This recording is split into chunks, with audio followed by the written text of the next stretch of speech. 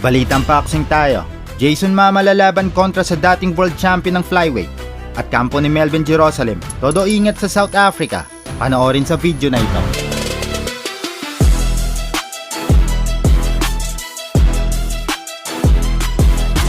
Ang Filipino boxer na si Jason Mama ay nakatakdang lumaban sa bansang Mexico upang harapin ang dating world champion na si Angel Ayala sa Mayo 21. Magsisilbing main event ang tapatang Mama versus Ayala para sa IBA Pro 18 na gaganapin sa Mexico City. Ang misyon ni Mama, matapos ang kanyang panalo noong nakaraang Pebrero, muling sasabak sa teritoryo ng kalaban ng Tubong Jensen. Layon niyang payukuin ang pambato ng Mexico upang muling makalapit sa isang world title shot. Habang si Ayala ay dating IBF flyweight champion na naghahanap ng buwelta matapos matalo sa kanyang huling laban sa Japan.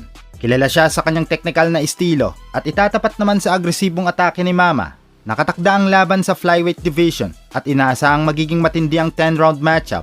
Ang labang ito ay itinuturing na high-stakes assignment para kay Mama dahil ang pagkapanalo sa harap ng mga Mexican fans ay magbibigay ng malaking kumpiyansa at bentahe sa kanyang karera sa pandaigdigang entablado.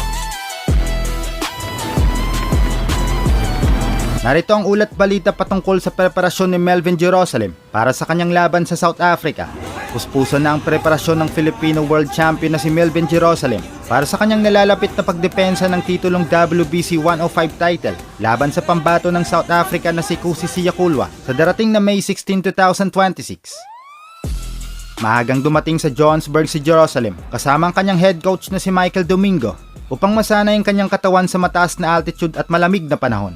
Ayon sa uling ulat, nakuha na ni Jerusalem ang target na timbang na 110 pounds, 15 araw bago ang weigh-in, isang indikasyon na nasa kondisyon talaga ang ating kampyon.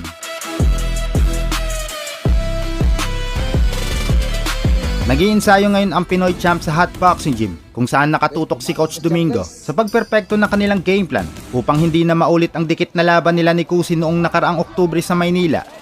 Babala sa posibleng pandaraya, sa kabila ng kumpiyansa aminado ang kampo ni Jerusalem na riski ang pagdepensa sa teritoryo ng kalaban upang masigurong hindi madadaya o mabibiktima ng lutuan na hatol. Gumawa na ng hakbang ang pamunuan ng Sandman Promotions. Ang pagpalit ng hurado, naghain ng reklamo ang kampo ni Jerusalem sa WBC matapos mapansin na dalawa sa itinalagang judges ay mula sa Africa.